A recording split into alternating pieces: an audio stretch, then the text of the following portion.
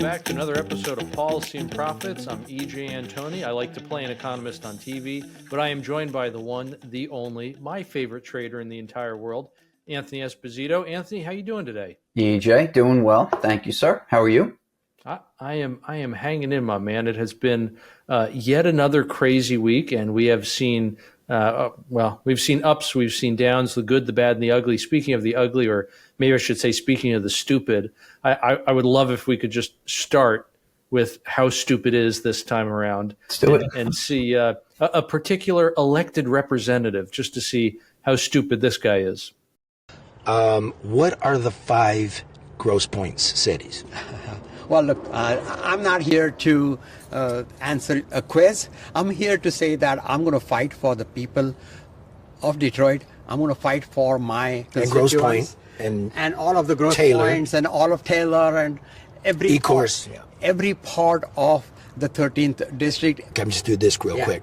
Grosse Pointe Park, Grosse Pointe Woods, Grosse Pointe Farms, and Grosse Pointe Shores. Okay. Right. You know, on your campaign filings, it says occupation.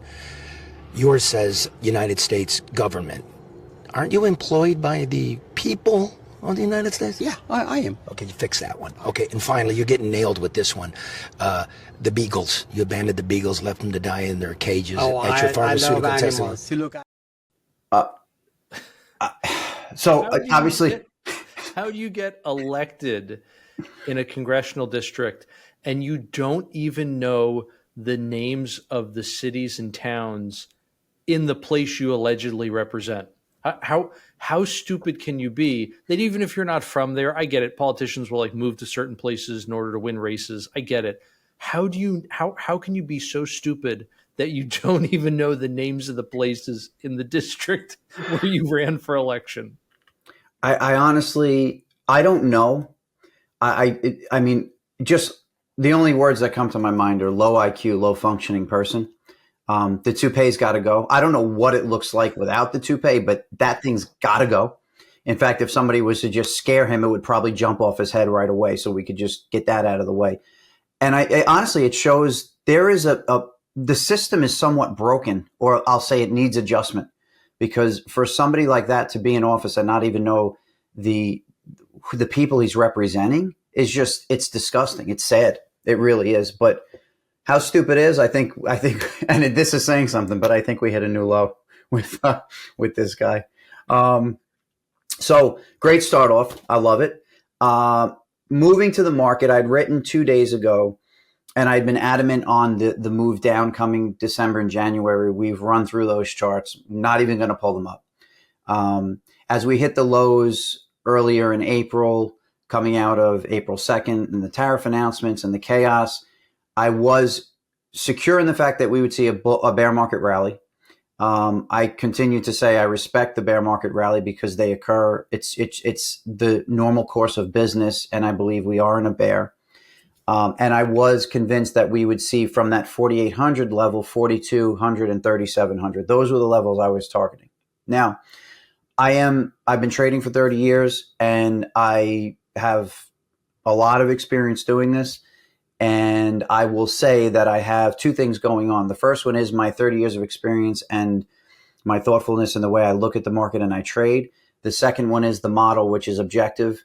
It's quantifiable. It's not a quant, but it's quantifiable. And I need to take those both into account and then work within the rules I've set up with my model on how I want to trade. And that has to do with positioning, size, entries and exits. I can work all of those, but not go against the model. And that's kind of what I do here. So having said that, real quick, Island Capital has seen no drawdowns for the year to date, and we're up about 32% as of right now. That's a good thing. I have not been participating on the rallies, and I've continued to say this, and I've held to it because I'm not forced to, as the model has gone positive on the daily count. I have held back, and I've continued to sell those rallies as they fade, but not chase them up. And that's worked well for me. That's kind of where I'm at. I would rather be where I am than somebody that was continuing to try and catch a falling knife or stood still and took, a 20 or a 30% drawdown, depending on positioning. I have had a situation now, and I wrote 2 days ago, where the daily count and then the intermediate and the long-term counts are starting to shift. The 20% drawdown we saw was definitely more shallow than I expected. However, I need to respect the fact that the intermediate count in particular is shifting to a more productive posture than I expected. Long term is still to be seen. So we're not out of the woods yet, but we're enough out of the woods where I would say I'm taking a normalized view of the market. So what does that mean? Well, a normalized view of the market and a normalized way to manage the portfolio here is I am once again trading long, short, flat versus previously short, flat, where I would not be long. So I'm back to normal and now working through sizing and leverage, but I am back to normal and willing to take on long exposure, potentially with less leverage and less overall notional exposure. But I think that there's been enough repair done to the damage where I need to acknowledge that and be willing to take advantage of some of the upside. That said, I'm not completely convinced we're out of the woods, but we look much better than I thought we would at this point. I'll bring one more thing to light, and just to put it in perspective of where we are. We saw a 20% drawdown. We're now back. We've rallied over 20%, but because of the math, we're still down 3.5-4% from peak. But we've basically retaken essentially the entire move down, give or take 4%. In 2007, just to put this in perspective, as to people say, oh, you're just a perma bull, you don't think we're ever going up again. That is not the case. I am here to make money. And the fact that I called the perma bear, I'm sorry, definitely not a perma bull, perma bear. The fact that I called it early and was right, and now I'm kind of letting the numbers show me which way we're going, to me is the right way to be, the productive, objective way to be. So it doesn't have anything to do with perma bull, perma bear. It has to do with just being right and making money for my investors. But I want to go back to 2007. In July of 2007, we took the first hit down and we saw a peak to trough move. So this was heading into the financial crisis. July to August of 2007, we saw a 12% move down, significant move down for 2 months. Mm-hmm. We then saw a 15% rally from bottom of that sell-off to the peak in October of 2007. So down 12, up 15. New all-time high at that point. New all-time high. Mm-hmm. From that point, after breaking to the all-time high and everyone was calling the all clear, and I know they did because I was there listening to it, we saw a 57% sell-off to the lows. My point here is not that we're going down 57%. My point here is that the technical damage done is not completely repaired. The peak that we saw recently was way over-levered, way overvalued, and technically topping and broken. I'm willing to let it run its course and normalize my approach on the portfolio now, but I am definitely not saying that we are back into what will become a new bull market and bull run. I'm already seeing the headlines. I'm already seeing the new bull market start, and that's great. Everyone can stick to the Webster's Dictionary definition of a bull and step back in and push them, and they will, because that's what Wall Street does, and we've gone through that. What I am saying is I'll take a normalized approach for now because we've repaired much quicker than I thought. However, I believe the sell-off was way too shallow and the damage is not completely repaired, but it looks pretty good, better than I expected.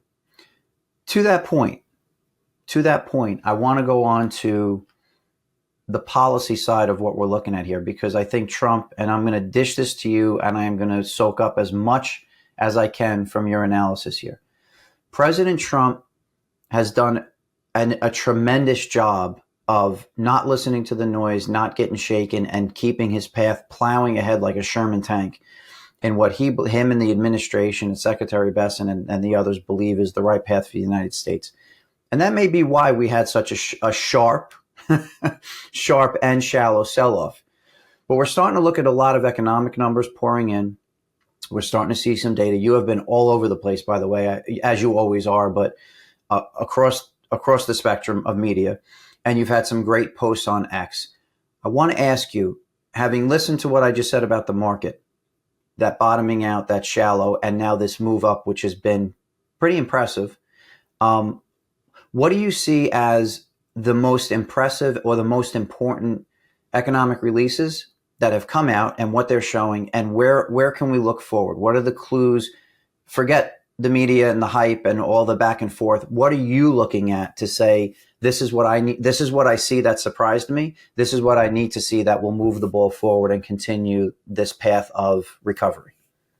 Great questions, Anthony, and also great market analysis too. Thank you. And I think you're absolutely right to have that kind of skepticism, I guess you might call it, in terms of the long-term direction here for markets, because the data is very mixed right now. There's and a lot of that has to do with the chaos around the whole tariff conversation. I get it, but there are some deeper and systemic issues that we have to really wrestle with too, and we're seeing that in some of the data. So let's talk about that then. What are the data, to your question, that we're really concerned with? Inflation's a big one, and unfortunately, although we did see, for example, the recent wholesale numbers, we saw a monthly decline in prices. That sounds great on the surface, but it's all because of the previous months getting revised way higher. In other words, if you don't have those revisions, the decline month over month actually turns into an increase. But the last 4 months, from December all the way through March, were revised up so much that it made it look like a decline. So what should have happened for several months there, in other words, to start the year, we should have had our hair on fire, saying, oh my gosh, inflation's really picking up again. Okay. A lot of that had to do with the fact that people were trying to front run the tariffs. And so they were jacking up import orders. And we see that in the International Trade Report. And that caused the input prices on that stuff to go way up. Okay. So now what are we looking at in terms of consumer prices? Well, we've actually made some really good progress on certain areas, not on others. So again, it's a mixed bag. We've seen really good progress on food, particularly things like eggs, but also different types of meat, where we're not only seeing inflation come down, we're seeing prices come down. So now inflation is not just going to zero, it's going negative. Great news there. Yep. Energy has fallen overall, gasoline in particular. I know nat gas in a lot of markets, that piped utility has gone up, but overall energy prices have gone down. So again, good news there.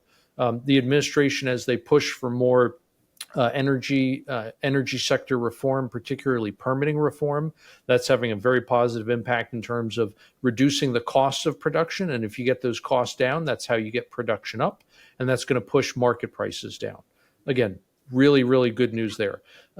In terms of the the consumer, how's the consumer doing today? Unfortunately, we continue to see this kind of bifurcation, a barbell distribution, as it were, where you have a lot of folks at the low end who are barely getting by.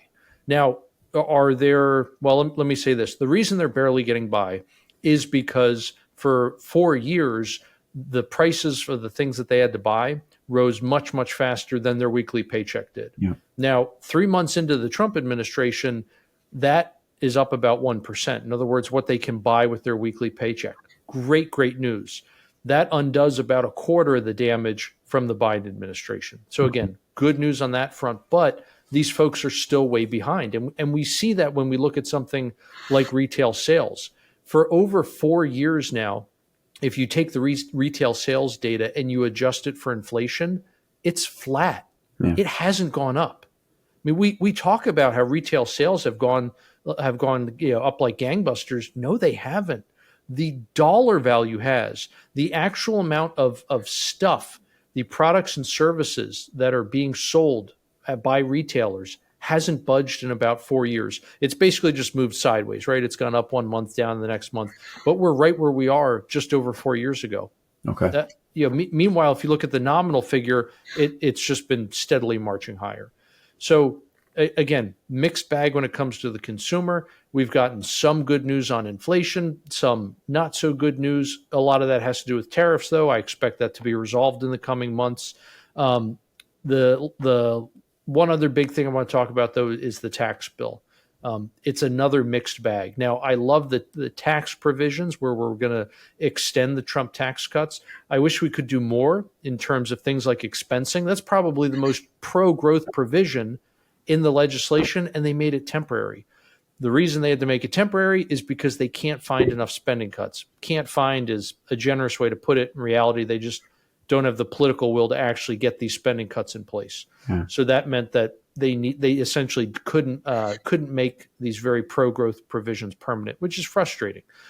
That being said, if you say, okay, the alternative to this tax bill is to do nothing and just allow the Trump tax cut to expire, Yeah.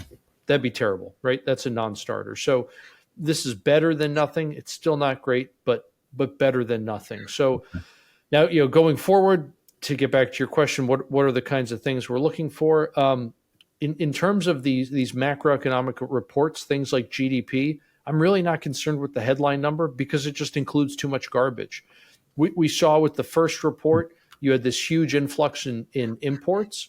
Yep. Stuff coming across the border gets counted right away by the Commerce Department, but it sometimes takes a while for that to show up in business inventories or to show up as consumer purchases, to show up as equipment, which is a kind of business investment, right? Okay. So there'll be a lag there. And then you also have the government spending component. If we continue to see that decline as we did in the first quarter, it's going to keep putting downward pressure on the headline number. But it's a sign of prosperity, not a sign of impoverishment.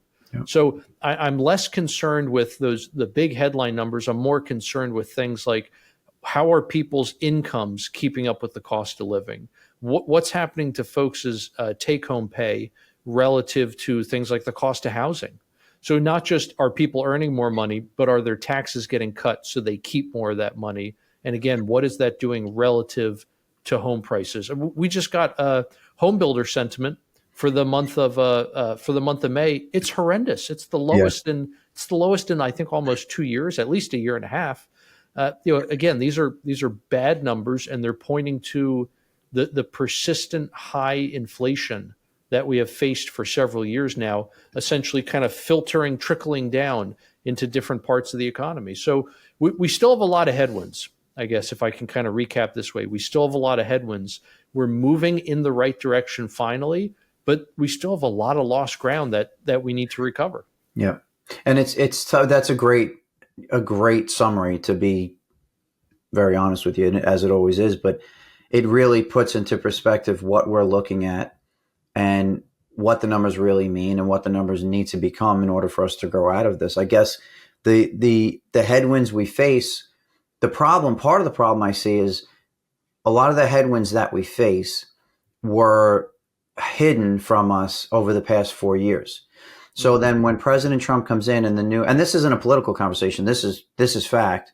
When President Trump comes in and they shift policy and things aren't getting better, or things aren't getting better, I guess, as quickly as people, the people that were fine when it was a disaster are now complaining that we're only getting better a little bit at a time. But the headwinds were hidden. So now when he talks about the headwinds, or we talk about the headwinds, people are like, no, that didn't happen before. This is a Trump thing. It's not a Trump thing. It's that you were being lied to. Now the curtain's been pulled back. You can see how ugly this is. And fortunately, we have an administration and a president strong enough to stand there and say, this is really ugly. It's going to look like shit, but we'll get through it. But this is what we need to do to get through it. So the one thing that you mentioned a few things, but the one thing you mentioned was, I really am focused on housing and the consumer in these conversations, because I think that kind of, for me, jobs and growth and real take home and consumer credit, consumer spending, real estate values, they all wrap up into true growth. If we have households that are strong, that are financially strong, that are not drowning in debt, that are not drowning in mortgage payments, and that can afford to buy a home, have a home, and kind of lever up in the economy and grow, that's really what the U.S. economy needs. What we don't need is the government creating a publicly funded KFAB of an economy.